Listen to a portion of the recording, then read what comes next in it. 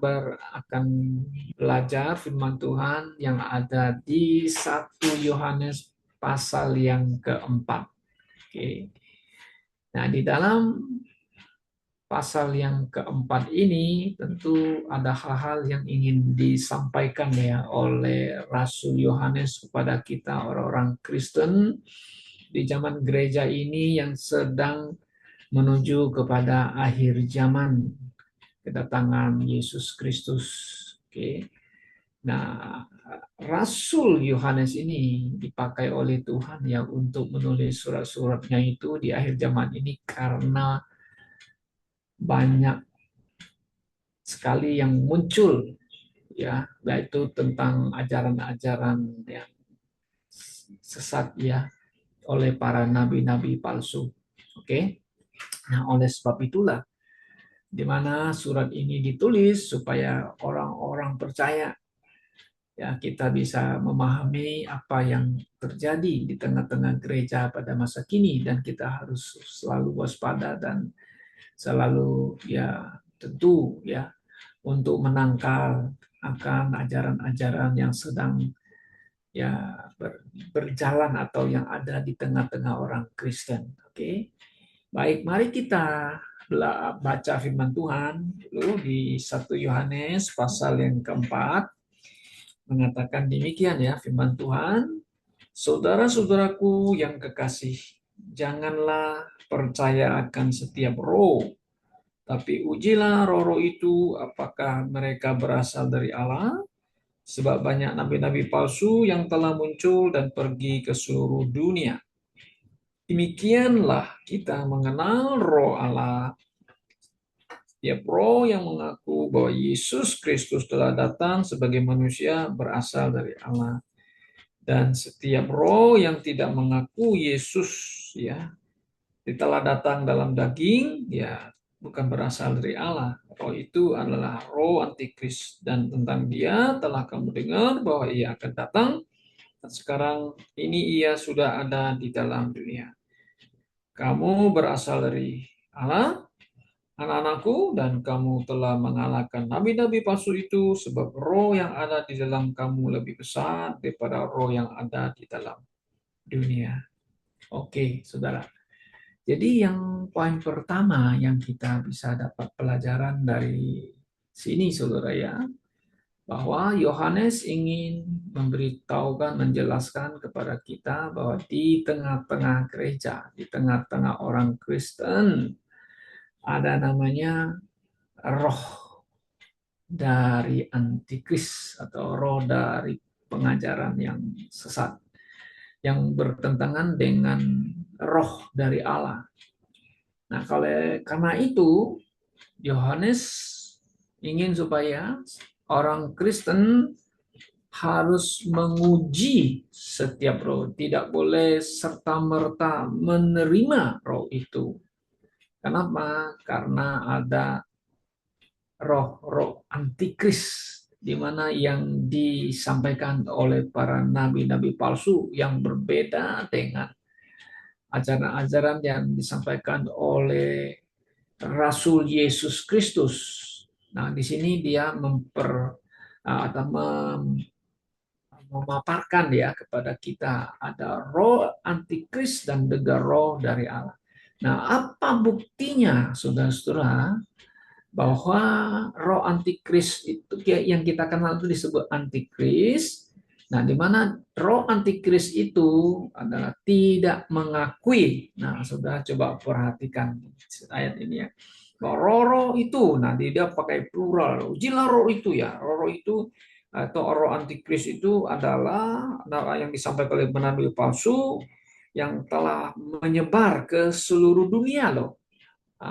Bayangkan itu loh, ini pekerjaan daripada tentu antikris atau yang kita katakan roh adalah setan ya, iblis itu ya, di tengah-tengah orang Kristen ya.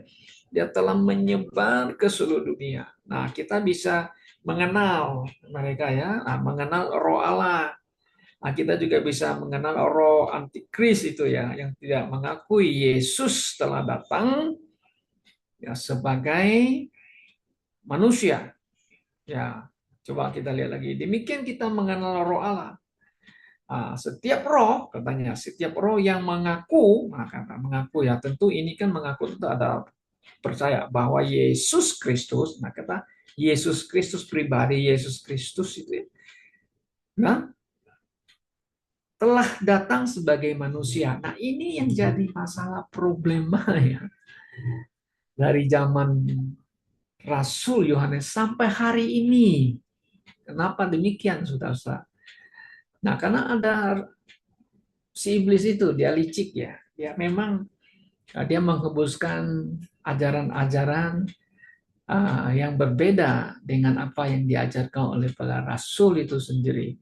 Kalau kita lihat di Yohanes pasal 1 sangat jelas ya, pada mulanya adalah firman, firman itu bersama-sama dengan Allah dan firman itu adalah Allah.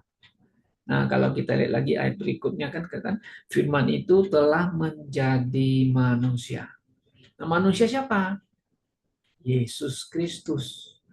Nah, ini yang jadi permasalahan di mana para penafsir Alkitab ya di situ mengatakan itu ada dipakai kalau yang terjemahan translation of the Saksi Yehova gitu mereka ya. Kalau sudah coba kita kembali ke Yohanes pasal pertama ya di situ terjemahan bahasa Inggrisnya dia ada pakai ya. Jadi, ada di sini coba kita lihat ya. Oke, mari kita lihat. Pada mulanya adalah firman. Firman itu bersama dengan Allah dan firman itu adalah kalau bahasa Inggris adalah. Kalau bahasa Inggrisnya kan the words was God. Tapi mereka panggil terjemahkan ada the word ada e-nya ya. Harus the. Kalau King James pakai the, ada e. Nah, itu ada terjemahan. Jadi itu artinya seorang apa sebuah diterjemahkan. Makanya Yesus itu di mereka percaya itu diciptakan ya. Ya, diciptakan. Nah, ini tidak percaya Yesus datang dalam daging itu ya, sebagai manusia. Nah, karena itu Yohanes ini sangat jelas mengatakan ya bahwa kalau dia tidak mengakui Yesus datang dalam manusia, nah dia bukan berasal dari Allah. Karena dan maka itu adalah roh yang kita katakan itu roh antikris yang menentang. Oke. Oke.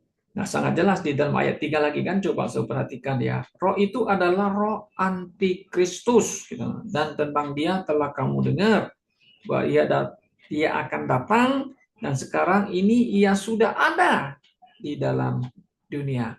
Nah, ini antikris yang plural.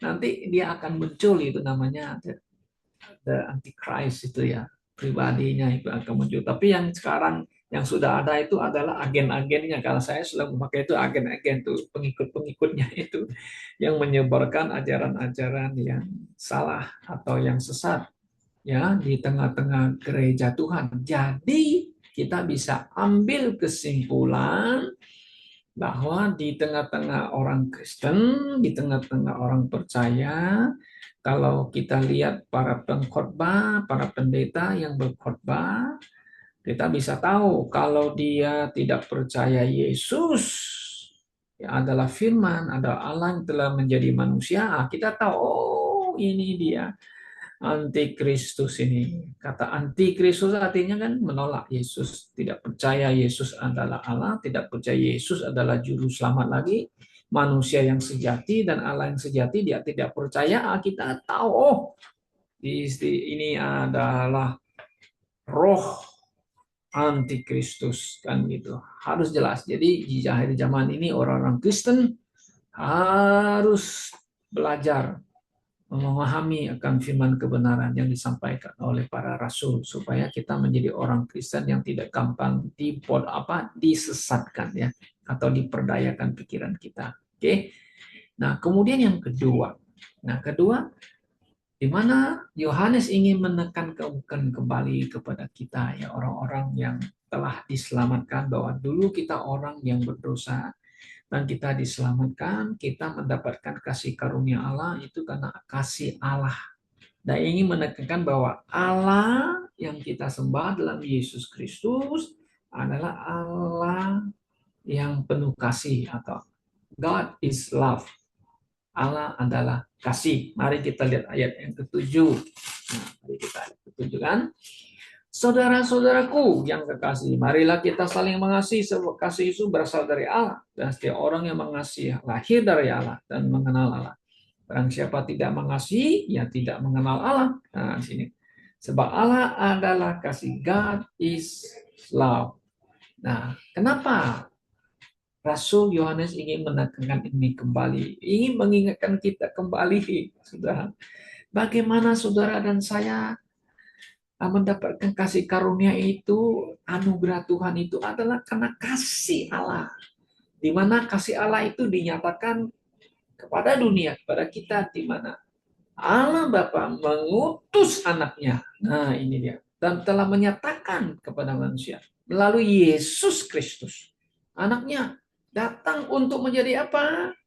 Menebus kita atau memperdamaikan kita. Kalau di dalam ayat yang ini di 1 Yohanes dia pakai itu perdamaian. Mari kita lihat di dalam ayat 10. Inilah kasih itu. Nah, kasih Allah itu. Bukan kita yang telah mengasihi Allah ya.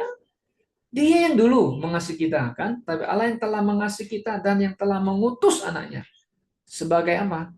Pendamaian bagi dosa-dosa kita. Kalau di sini bahasa Inggrisnya propitiation juga arti pahamnya juga ada menebus ya, ransom, ya, menambaikan kita orang yang berdosa, di mana kita boleh mengenal Bapa, ya kita bisa berdamai dengan Allah yang kudus. Kita orang berdosa karena Yesus Kristus yang menjadi mediator.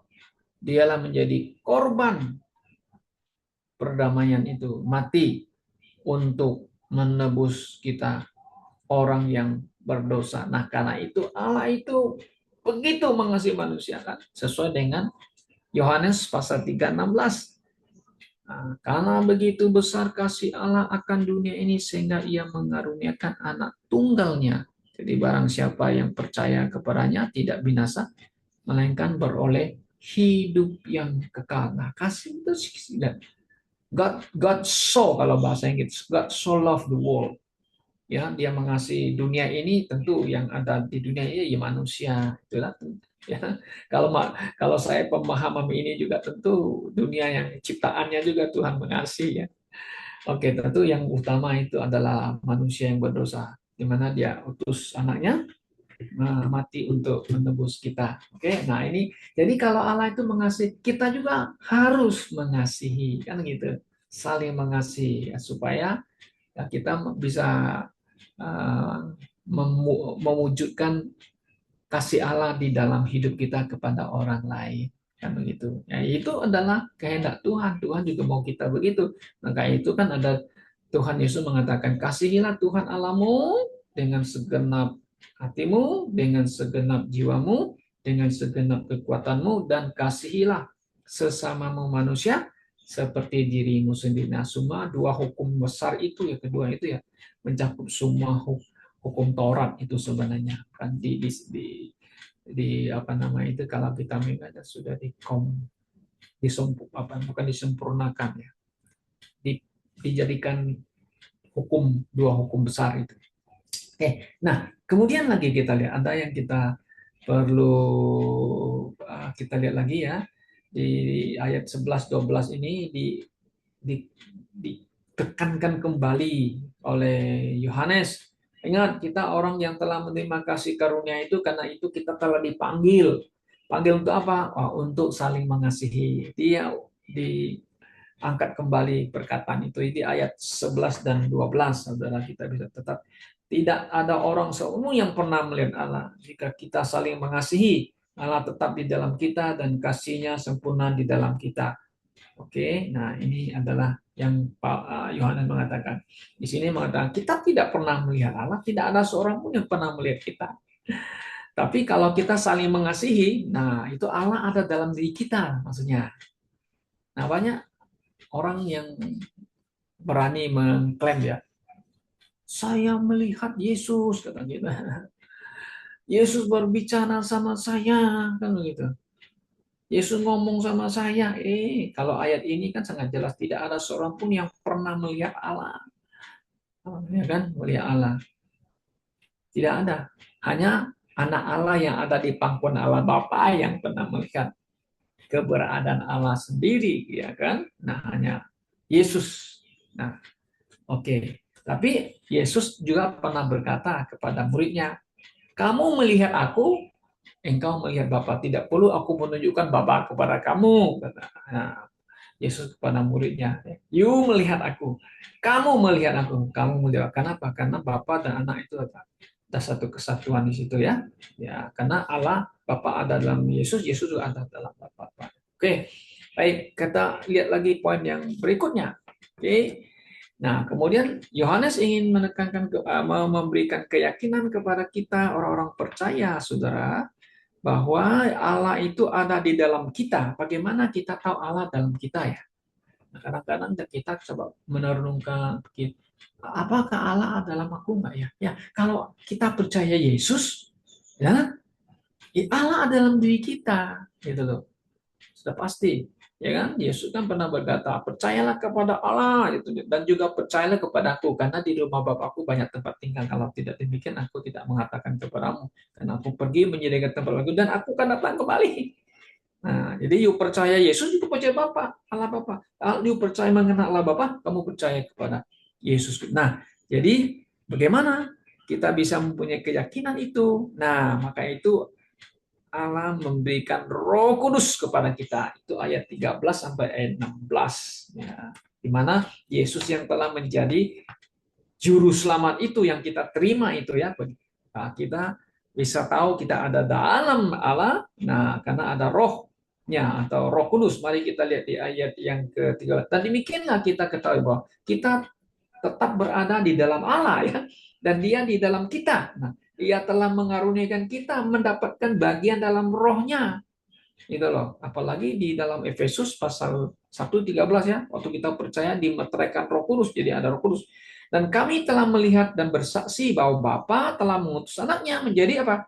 Juru selamat. Barang siapa mengaku bahwa Yesus adalah anak Allah, Allah tetap berada dalam dia dan dia di dalam Allah. Kita telah mengenal dan telah percaya akan kasih Allah kepada kita. Allah adalah kasih. Oke, jadi ada roh, di mana roh kita bersaksi dengan kita. Kemarin khotbah saya, Roh Kudus bersaksi dengan roh kita bahwa kita ini adalah anak-anak Allah. Jadi Allah ada dalam kita, Yesus ada dalam kita, Roh Kudus ada dalam kita. Ya, jadi Allah Tritunggal itu ada persekutuan ada di dalam kita. Kita ada di dalam Allah. Oke, nah kemudian yang terakhir, Yohanes ingin mengingatkan kita orang percaya dalam dunia ini yang penuh dengan ketidakpastian, yang penuh dengan gejolak, dunia yang sedang bergejolak dan penuh dengan kejahatan dan apa nama itu, kesusahan dan kesedihan ya. Nah, oleh sebab itu Yohanes mengatakan ya bahwa kasih Allah melenyapkan ketakutan, memberikan kita ada satu keberanian, jangan takut istilahnya. Ayat 17-21. Nah, mari kita lihat ya. Kita baca ayat 18. Di dalam kasih tidak ada ketakutan. Nah, kalau kita ada dalam Tuhan, ini kita mengasihi Allah, Allah mengasihi kita. Nah, ini akan ada ada, ada pernyataan di sini mengatakan di dalam kasih tidak ada ketakutan. Kasih yang sempurna melenyapkan ketakutan. Sebab ketakutan mengandung hukuman, dan barang siapa takut, ia tidak sempurna di dalam kasih. Kita mengasihi karena Allah lebih dahulu mengasihi kita. Oh, maksudnya, ya kalau kita mengasihi Tuhan, Tuhan mengasihi kita, ya itu kita tidak punya rasa takut lagi bahwa kita telah diselamatkan, dosa kita telah diampuni, saudara. Oke, ya nah. Nah, orang banyak mempunyai satu pemahaman, aduh saya hidupnya di dalam dunia ini ya memang banyak orang mengatakan hidup tidak sempurna, bisa jatuh ke dalam dosa. Nanti kalau ada dalam penghakiman tuh gimana ya? Aduh, saya gimana ya di hadapan Tuhan? Oke, nanti semua orang percaya memang akan diperhadapkan di pengadilan namanya KPK. Saya selalu mengatakan kursi penghakiman Kristus. Nah, di sana kita akan diadili, di sana kita akan mendapatkan Ya, seperti apa yang kita lakukan di dunia, apakah itu baik dan jahat? Ada kata baik dan jahat. Ya, kan? Ya, banyak kita takut. Aduh, saya takut ya nanti kalau dia lihat gimana. Ya, dan Tuhan akan mengadili seadil-adilnya. Ya, kan? Melakukan, orang Kristen, ya orang melakukan taat Tuhan, ya tentu Anda akan mendapat pahala. Tapi kalau Anda tidak taat, ya Anda cacat, ada cacat dalam artinya itu, ya tentu nanti pahala Anda hilang ya. Ya tidak dapat apa-apa begitu. Oke. Nah, ini yang dapat kita pelajari saudara-saudara ya, bahwa Yohanes ingin supaya kita tidak cepat-cepat percaya kata orang, pengajaran orang. Ya, kita harus uji mereka, uji setiap roh itu, apakah itu dari Allah atau bukan gitu ya. Bahwa Allah adalah kasih, yes, dia telah menunjukkan kasihnya kepada manusia, mengirim Yesus mati supaya dia menjadi perdamaian kita ya bagi dosa-dosa kita. Oke, kita dipanggil untuk saling mengasihi, ya menggenapi hukum Kristus, itu saling mengasihi. Ya. Dan kita diberikan keyakinan di dalam hati kita, Roh Kudus, bahwa kita tinggal di dalam Allah, Allah di dalam kita. Oke, nah kasih Allah, ya kan, melenyapkan ketakutan. Ya, ketakutan artinya itu kita nggak usah takut di dalam nanti kalau satu hari mati, ya kita akan berada di dalam pengadilan KPK. Di sana Tuhan akan mengadili kita seadil-adilnya sesuai dengan perbuatan kita di atas bumi, baik atau jahat. Tuhan memberkati kita. Mari kita masuk ke dalam doa.